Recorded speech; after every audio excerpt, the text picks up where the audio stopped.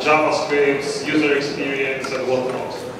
So this is what we are expected to do, and this is what the companies look for. So you need to do business logic, and you need to be a business analyst. You need to do API, you need to do backend, whether it's Python or any other language in any of the frameworks. You need to do UI, usually by yourself, especially if you're freelance. You need to do UX, although on occasions you might just skip that, and actually most of the people do exactly that. It kind of works for them, not for users. Well, you just need to deploy it somewhere, maybe on your own machine, maybe on things like Python Anywhere or Django or something like that, but you need to know how to do that, and it's far from easy. And in the end, what I'm going to talk about today is storage. So this is what a full-stack developer should look like. You need to know everything, all of those things.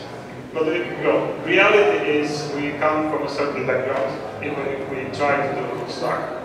So you might start with HTML and then work your way towards Python, for example, or you might start with Python and work your way towards JavaScript or storage or something like that. And since this is a Python conference, you probably look more like that. And this is a problem, because, like in the gym, this means that you're sleeping a leg day. You're pretty much focusing all your pumping iron on one side of your body, of your mind, and you know just single skills, really. Like, you know Python, and you don't really know anything else. So you're not this guy. You're this guy. And let's try to fix that. So why don't you do SQL? SQL is inconvenient, right? It's old, but it's bloody old. The syntax isn't nice. The abstractions layers are weird. When you do this, you start thinking about relational algebra instead of just doing nice code, like fancy things with frameworks like Arrays and so on. And this is all true, right? This is a problematic language, and it's not as nice as Python, as it's modern. But I'm going to try to convince you that there are things that you can do with SQL that are very difficult in other languages.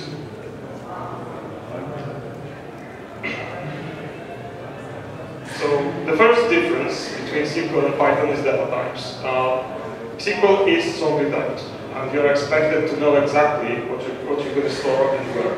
So you need to declare all the structure up front. You need to know what kind of tables you have, what kind of columns, what kind of types of those columns are, and so on. And in Python, well, not really. This is like a religious issue between strongly and weakly typed languages, but just know that SQL is on the opposite side of the spectrum. The other thing is that when you do Python, you probably use some kind of framework. And this framework is going to provide you an abstraction layer to save the things that you have. And you can do everything you want in the application and treat the SQL database you have as just the storage. And I'm going to show you why that's wrong. And the last thing is that most of the things I've seen so far done in Python have a very, very simplistic workflow. The application first loads up everything from the DB, then processes that, copies some results, and sends it back. It works, but it's slow. As simple as that. And there are data sets so large that you can't load them, basically. And you're going to hit the wall with this approach, and at some point, you're not going to be able to process what you have. And there is the topic of migrations, which is a huge pain in the butt. And yes, you can solve that in exactly the same way, right? Load up everything, convert that in memory to whatever else format or different structure you need, and save it back. All done. but it's going to take a lot of time to do that. So is SQL, is it an inconvenience or is it a safety factor, basically? First of all, you might start up with your project being the only thing out there, but most of the time, or at some point you will need to integrate with something. And that something might be another framework in different language, maybe a completely different application written by someone else. So your code is not the only client that uses the data. And it's worth remembering that. This means that if you do validation in the app, and somebody else doesn't, your code will break. Then you need to remember that select is not the only query out there. It's very easy to think about databases just a bunch of tables that you select from, and usually select everything from, maybe based on some filter if you are fancy. And one of the problems with Python is that the ORM, the object relational mappers, and the abstraction that you get by using the framework is usually so good, you don't really need to think about what's happening underneath. And this is a problem because in some cases you really need to know what's happening. And it shields you from knowing things, or knowing that you can do things better. And migrations, this is a difficult thing overall. But SQL being Turing complete and having all these constructs actually allows you to write a program that transforms the dataset from one structure to another, doing that in place. So this means that you don't need to transfer all the things you have to your PC or server or whatever, process that and send it back. You can do that in place, meaning you can distribute the load, and if the dataset is huge, it can happen on many servers simultaneously. So, well, this is like kind of wavy, right? Everything is nice, I'm going to promise some things, but code is code. You need to see things, right? So let's start from the very, very old concept. Back in 1990s, the hype was, the thing on your web page was to have breadcrumbs. So you had some kind of structure, usually a tree, mostly, but tree of the same one.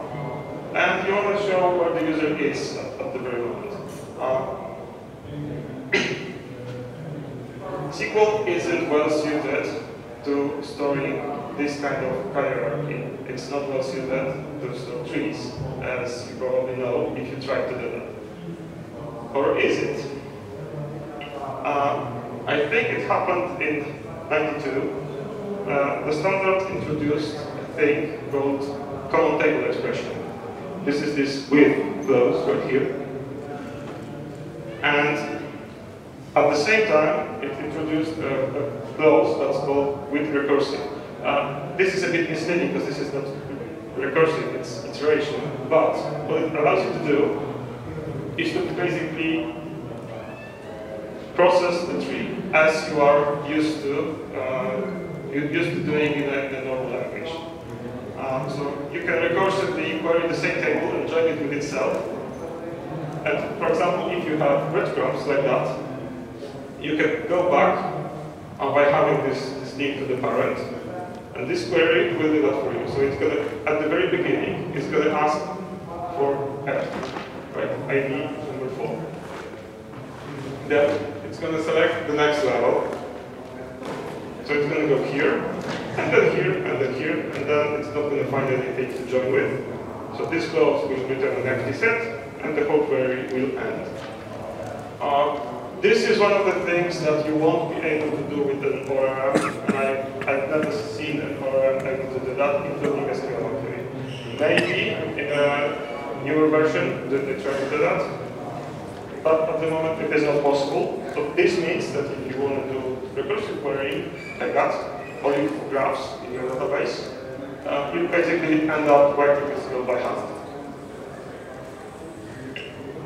Otherwise, well, you could always load up the table in your memory and then process it, or do as many queries as you have levels in your hierarchy, which is less than ideal.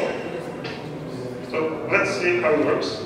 Unfortunately, I don't have a better mic than that, so I'm going to need to put that away and show you some code, and then talk a bit more.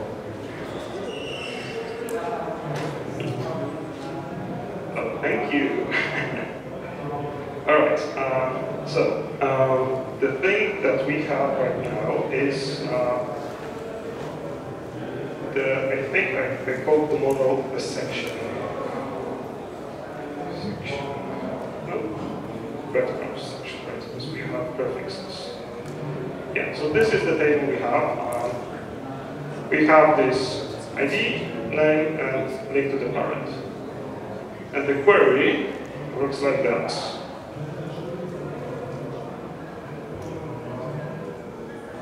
So this is what you've seen on the slide. And let's just run that. Oh. It brings out the hierarchy, right, going up. So all your parents can be shown.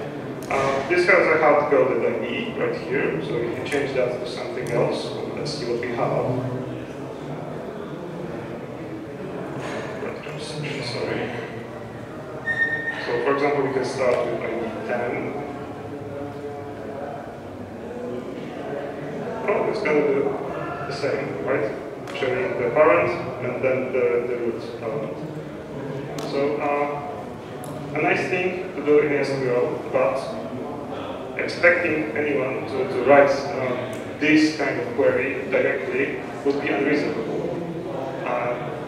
Back in the day, this was their way to develop applications. You have pieces of SQL spread throughout your code, it was a bloody mess. So the way to do that is to actually leverage what Python can do, meaning being a glue language. And well, you can do that. I'm going to use Django as an example. So one of the ORMs. It's not the easiest to extend, but well, at least the end syntax is nice. So let's give it a shot. All right, so let's start with the section model. Just a direct, simple model, Django 1, just like that. And say you go to 12, this is the element. And now you have the parent name, right? And if you want to parent the parent, you need to do this. And so on, and so on. But you can do that. So take the query I've just shown, put it somewhere in the ORM logic, and have it executed. So you can do just a list, and you get all the parents with a single file. And this works like that.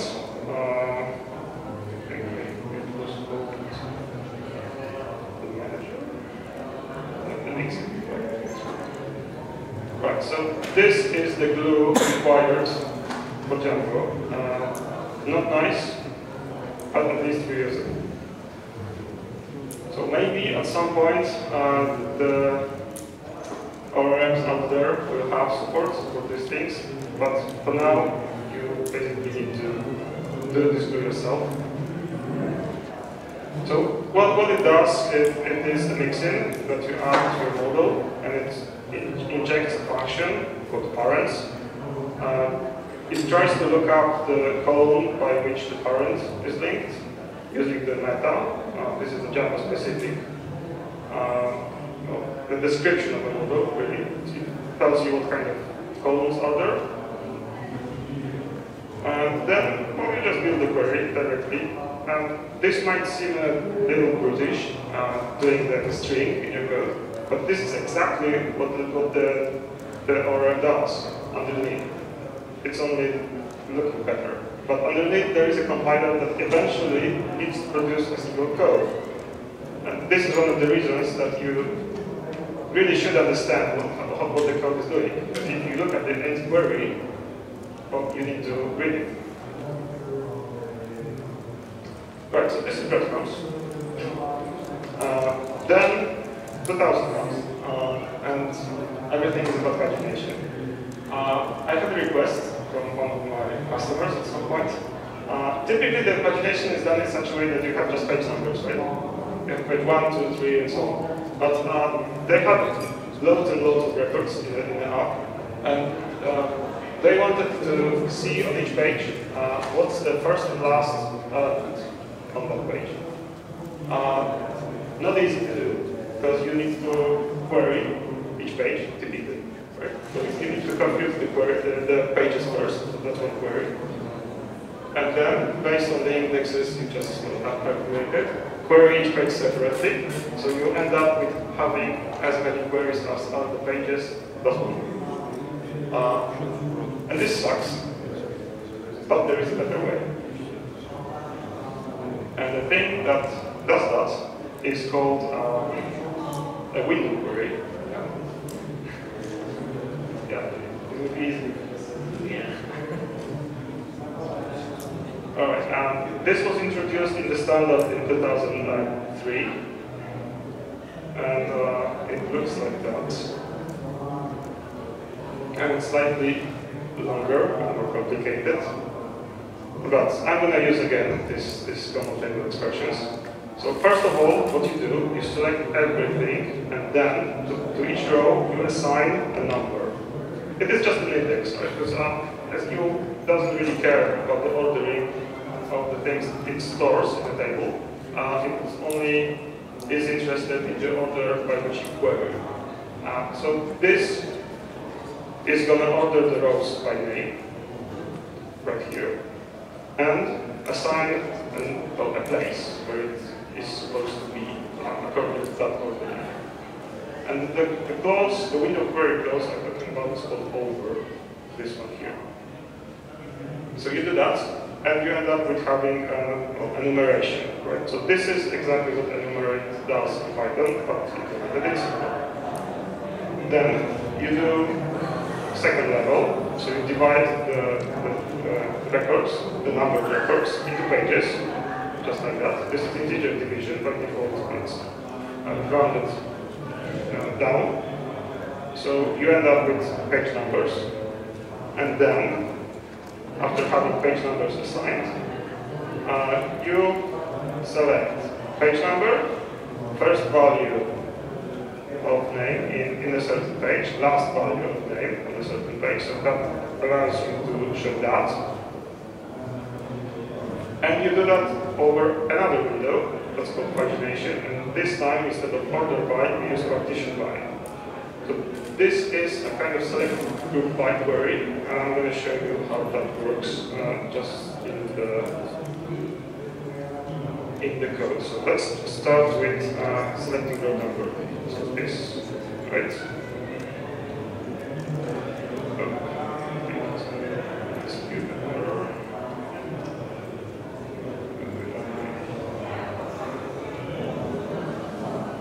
So this is it, right? The rows are ordered by name, and each of them has an index. So far, so good. The next thing is this pagination. So we enumerate. That's the first thing. And we do this select. And you notice that you have a page number assigned here.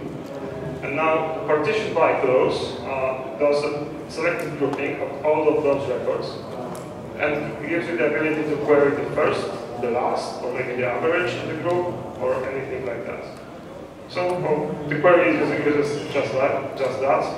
It queries the first value over pagination, last value over pagination, from the computed table right here, and it orders by page. So if you just run everything,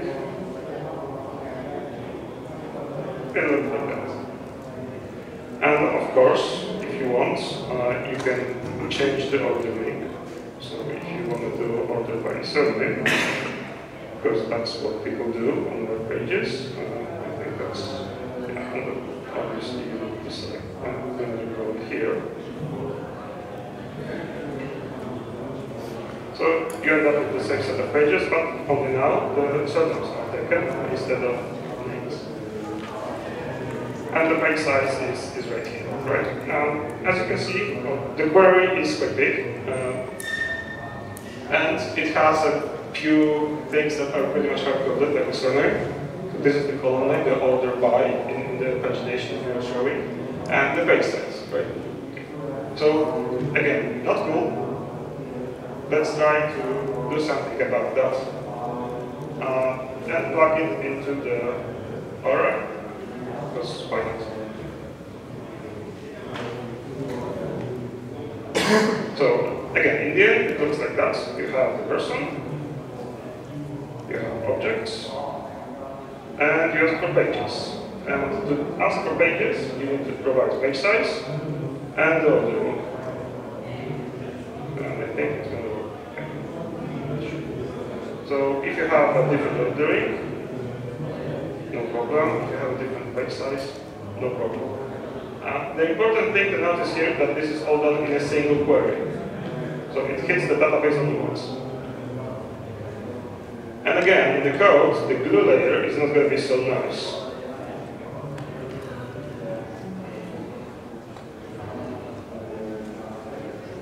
This is done by extending the Django object manager. This is the class that basically is an entry point for all the queries you do in your code, in Django at least. And it adds another method with pages, expects the page size and the ordering, and well, just does the ordering, the query, right? And puts the things like that. So that's you probably think that this is susceptible to SQL injection attacks, and it probably is. That's why I have this. Typically, what the ORM does underneath is wrap all those values that come from your code, the strings at least in Django, into some kind of expression tree and then evaluates that. I'm going to try to show that at the very end, because this is like the most complex, but at the same time the most powerful way to integrate within ORM. But for now, this just relies on strings, and since you do the ordering by something you already know, I just put an assertion here that this needs to be a field name. And it works for most of the cases. So this is pagination. And query again. Now the next thing is that it's 2010 and now JSON is working. Pagination is all gone. We do endless scrolling, and to do endless scrolling, we need to fetch something from the backend, probably using JSON to fill in the missing pages. So this means that SQL is not really a good thing for that, right? Because this is JSON, JSON is unstructured. It really sucks because it's too dynamic. You can't fit JSON in a table. You can put that as a text or blob column, but it's going to be very hard to query. Well, or is it? Postgres has direct support for JSON and has operators like that. That looks weird, but allows you to actually. The database engine understands the JSON document you put in. It doesn't treat that just as a text, plain text. It actually parses that and allows you to query. So if you have a document, and I'm going to use an example, just a piece of logs from one of the servers, insert it, it's a Apache log, and it tells you what kind of URI was asked for by the client, the response code, and the size of the response, maybe some other files. So this is all done in a single table, and the message, the log message here, is a JSON document. So you can put whatever else you want. It doesn't need to be Apache log, it can be something else. And now, you want to ask the database to give you the URIs for all the events that happen that have this status for maybe. And the better way, well, even better, you can index that. So the JSON support is so good that you can create an index and actually look it up fast. So this pretty much duplicates most of the functionality that you've can find in NoSQL databases in a SQL database. So let's see how that looks like.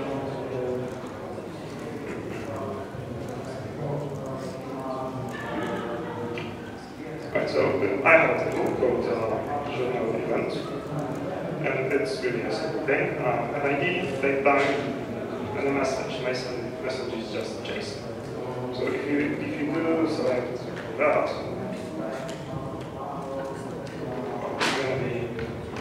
it's gonna look like that. Just a piece of text right here. So nothing fancy yet. But I have a query prepared right here that allows you to know what is the minimum size, the maximum size, and the average size, and the normalized standard deviation of that size for each of the response types.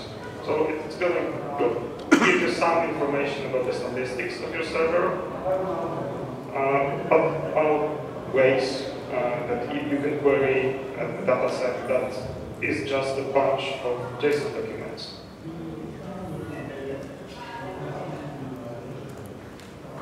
And here's the results. So you have all the response codes, you have the sizes, and so on. It's all taken from the single string of logs. And that's, I think, right? Something that you can use.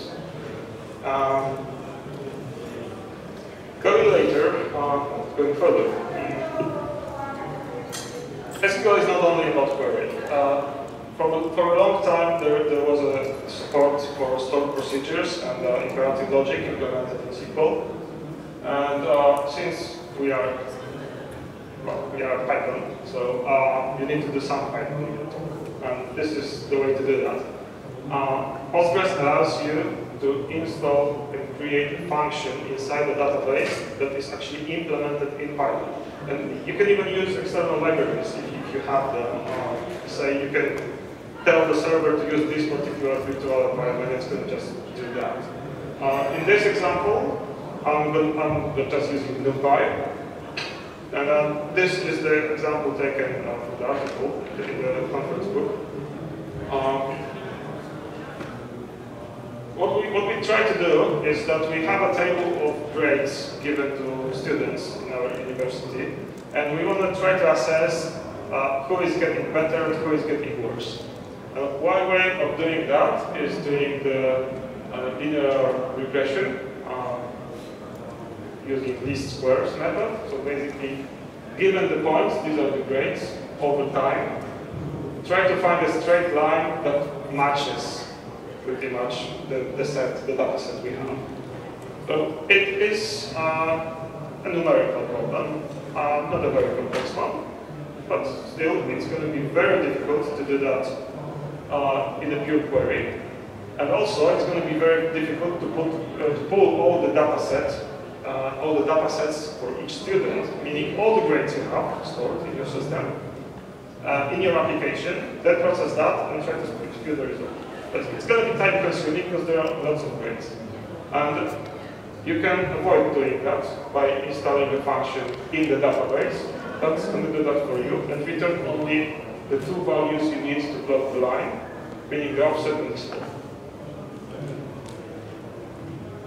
And obviously I'm not going to try to implement that by hand, especially Python. It's already included, and NumPy has a function called polyfit that you provide with a series of x values, a series of y values, and the degree of the polynomial you want to fit. In our case, it's going to be 1 because we want a line. So let's try that.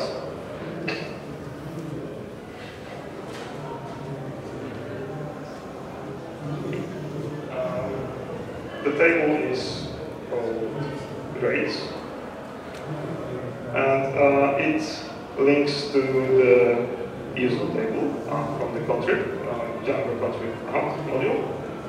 And each grade is represented as a date where the grade was given and for the actual grade, right? So if you query that,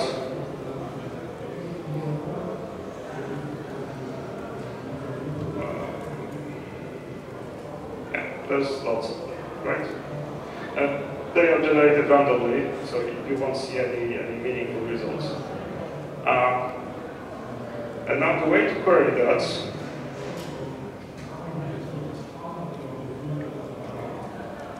is this. And this is not very complex. So given the function you've just seen, this linear bit, installed in the database using create function calls, you can use that as an aggregation function, exactly the same way that you would use sum or count or average or any other standard built-in clause. Only this time you need to do grade over date, ordered by date. This is because, as I said before, SQL doesn't care about the ordering, and to compute if the student is getting better over time, you need to sort the date, his grades or her grades by date first, and then try to match the line to that set. Otherwise, you're going to get random results. And well, the rest of the query is just standard group by and join the students to get the name, and we're going to order that by the username. And this is the result. And as you can see, you just get the student and the trend. You don't get the full set of grades, and you don't need to process that in a DB. Problem is, installing this kind of thing in ORM is far from simple, because this requires you to dig a bit deeper and actually do something about these expressions I was talking about before. In the code,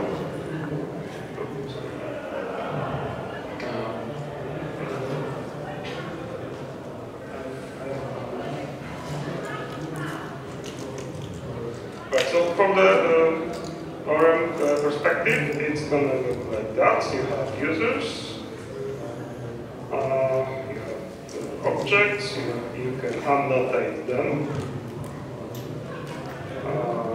by trend, which is a linear bit of grade values, and sorted by grade date. And you have that, so that's our users. Actually, we can even sort that by username. And now, just show that, so username, trend,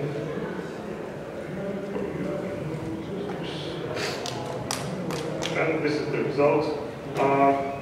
The numbers are a bit different than here, because here I just format them for decimal places, and here is the full number. But this is the result, and it allows you to query that easily from the ORM. So use Python as a glue for a complex logic that is implemented in DB. And if you want to be crazy, you can do things like that. So this is a feature that allows you to substitute a query with another one. And if you want to be fancy, you can even emulate how MySQL treats data in some cases. So for example, if you insert something wrong, it's going to just do nothing. Because MySQL can't store dates before the Unix epoch for some reason. So it's going to do that. Because of the time, I'm not going to show the example, but there are things like that. And there is much more. This is only the beginning.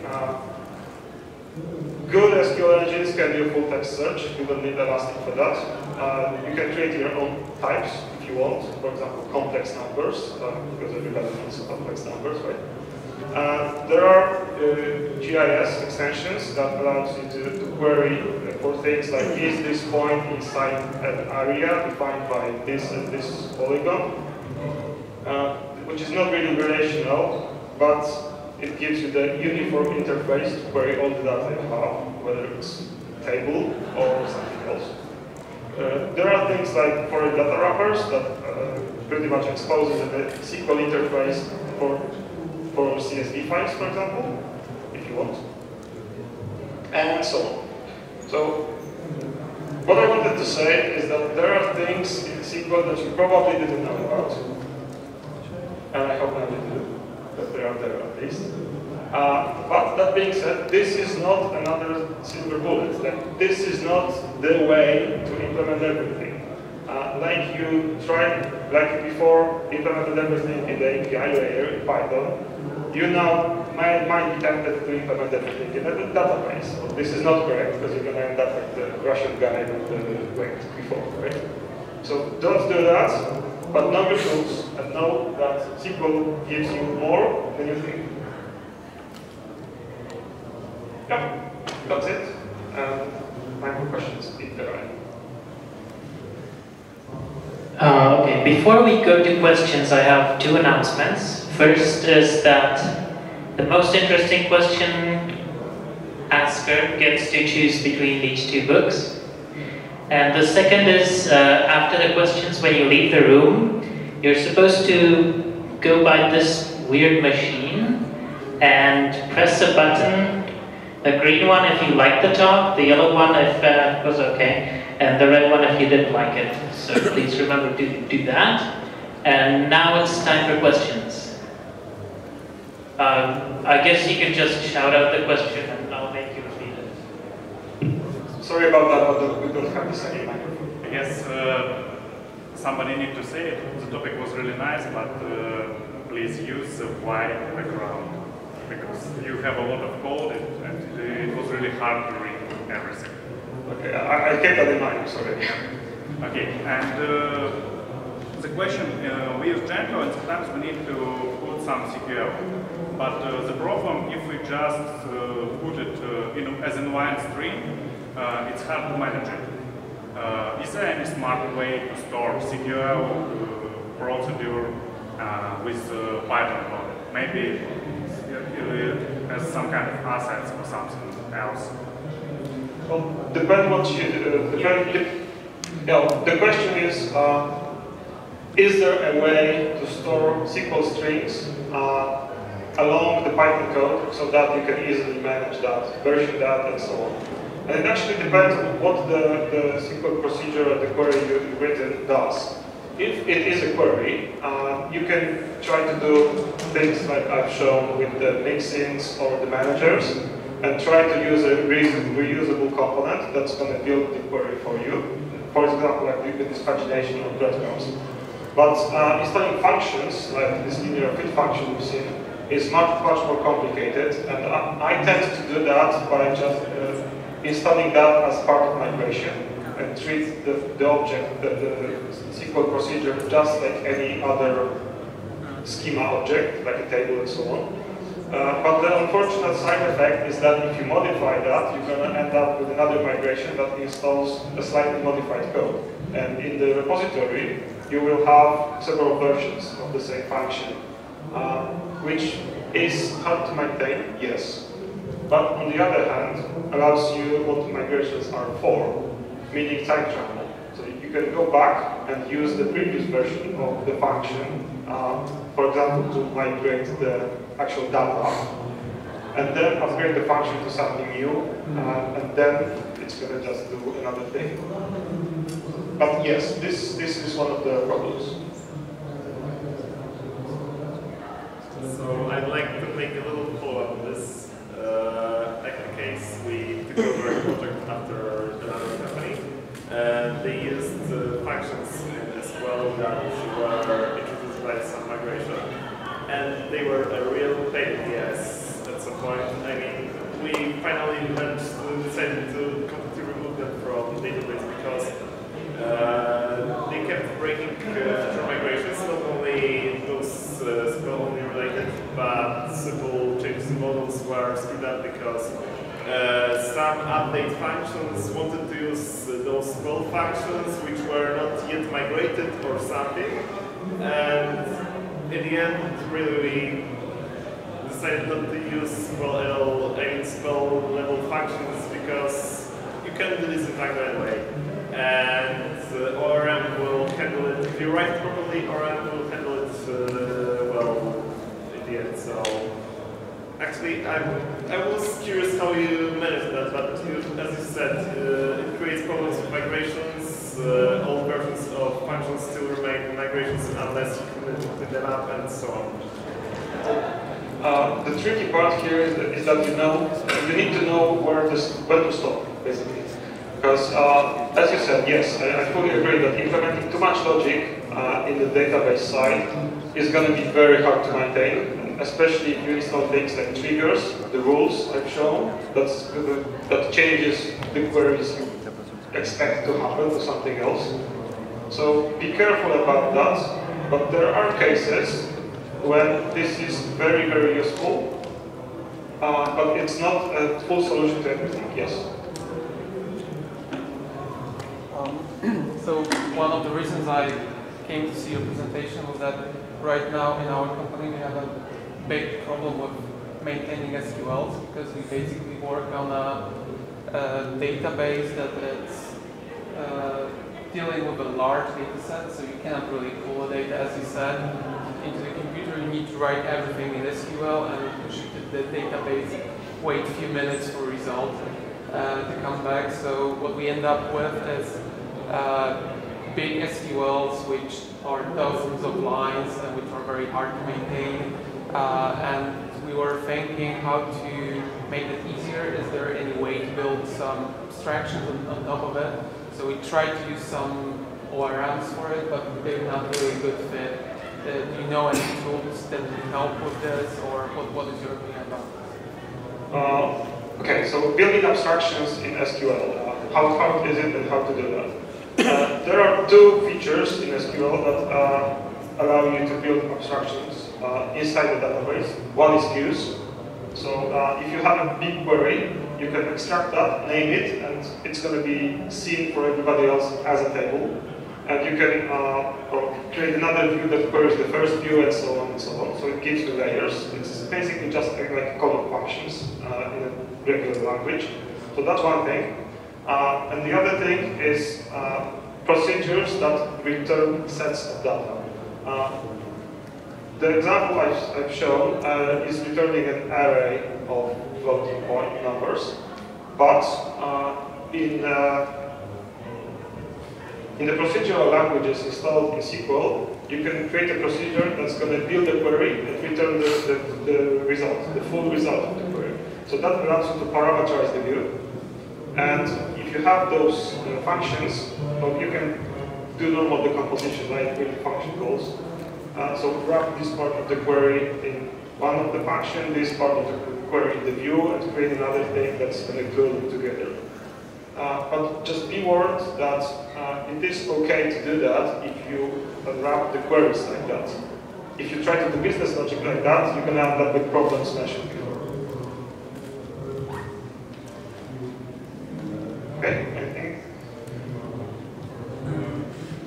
I'm not pretending that I'm SQL Alchemy special. I know too much about SQL Alchemy, but I know that the recursive queries they're pretty simple to write in SQL Alchemy. And do you know anything about it or tried? Because SQL Alchemy is comparing to Django or RAM, it's more built like normal SQL. Build it just like a normal SQL query, so it's more it's better reflects the actual data. So do you have any? Because in our project we maintained for some time the recursive queries, and we decided that we want to drop them, and we used the code that the package DJ Alchemy that allows you to migrate your Django models to SQL Alchemy models, and then we need to maintain both models and used SQL Alchemy to write like an ORM that's the same queries that we didn't want to maintain them in SQL. Do you have any idea how SQL Alchemy would be used? Okay, so in terms of okay, so the question, if I understand correctly, was how does SQL Alchemy as an ORM relate to things like Django ORM and how to migrate between the two if you want to do that? Yes, SQL Alchemy is a library that is very different than most of the ORMs I've seen. It basically allows you to build up the syntax tree of SQL directly in your Python code, and gives you for free things like quoting the table names and so on. The problematic things you've seen on the slides here, right? It's very different, and it's focused more on the query than on the model, like in Django. And a fun fact is that Django is planning to actually drop the internal ORM because they think that the model-centric approach is workable. And in the end, they are going to migrate to SQL, maybe. So, but you probably would need to wait until 2.0 for that. So at the moment, I don't know how to do that. There are other frameworks that integrate well with SQL Alchemy, and unfortunately Django is not one of them. It relies heavily on its own ORM, it's very model-centric, and it's very hard to migrate away from the internal ORM if you want to use Django. I wanted to ask if you think that using SQL Alchemy is better than trying to bring raw SQL queries to Django. Yes, definitely that. I very strongly think that SQL Alchemy is a better way of creating the queries than writing SQL directly like I've shown. I've shown that only because, as far as I know, this is like a way to integrate with Django. Django is very popular out there, so it's one of the entry points into SQL world. SQL Alchemy tends to be very complex to use at the very beginning, especially because you need to understand these things. But in the end, allows you to achieve greater flexibility in your queries. Just an extension of the question, please. Are you aware of any mechanisms that support the code versioning, provisioning in different environments, different versions of the procedures, as well as some unit testing? Because if we are putting the code into our SQL, then it would be nice to have this framework. Yes, the question was about unit testing and versioning and provisioning of different versions of different environments. And apart from migrations, I don't know of anything. And one of the reasons is probably SQL is considered an old and obsolete and irrelevant technology, and it's not seen in a very good light by most of the developers. And because of that, it gets very little attention in terms of tool support, like unit test frameworks. And I set a personal agenda to change that at some point. But I understand that it's going to be a difficult task. About replication, as a work with have you any experience of this type of topic with replication? Well, about replication, the objects like views and so on are just regular objects and are replicated as such. So it just moves around like the data table and schema changes you have in your migrations.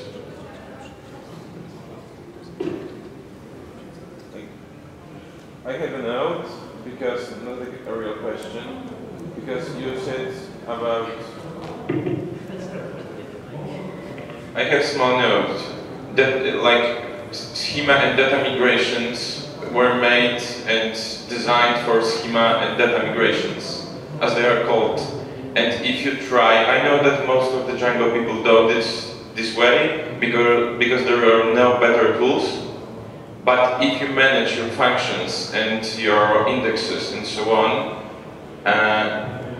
with migrations, it's hard, and you will end up with a mess. By the mess, I mean you will end up with some indexes, nobody knows why they are and so on. Because in schema and data migration, you need to think about two things. Where you are and where you're going to.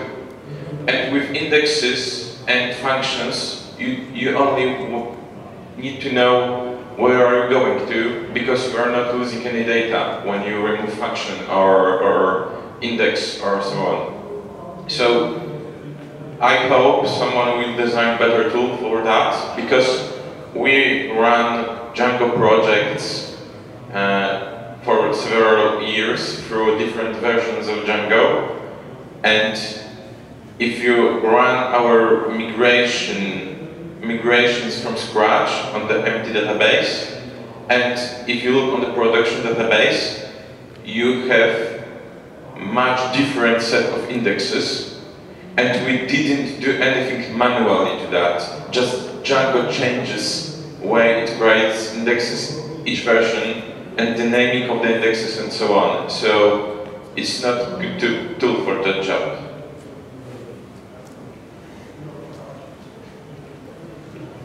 What can I say? This is true. The thing is that Django introduced the built-in migration solution only recently, really, and previously it was done by Salt extension, and previously, before Salt, it was done by hand. So yes, it changed, and it's one of the things, well, one of the reasons why I don't really enjoy automatic introspection of the database structure and of the models to build migrations on top of that. Because if you do that, you end up with the situation like you just described, because the framework is going to change from version to version, it's going to change the way it builds indexes and so on. So I'd rather inspect use the automatic generator as a convenience tool, but then inspect what it actually does, and really try to understand the code. It was very difficult to understand the migrations generated by Salt. Nowadays, the built-in migration mechanism is much easier to comprehend, and you can actually read the code and see what it does, what kind of tables it creates, and what it does to the data. And I think this is the way to do that. For example, you would need to augment the generated indexes with your own names that you can maintain over the years. Not really, because you can, like... We're actually out of time, so you can continue the conversation afterwards. You get to choose the best answer, the best question. And yeah, as you leave, please use this machine thing. And the next talk will start here in about 4 minutes.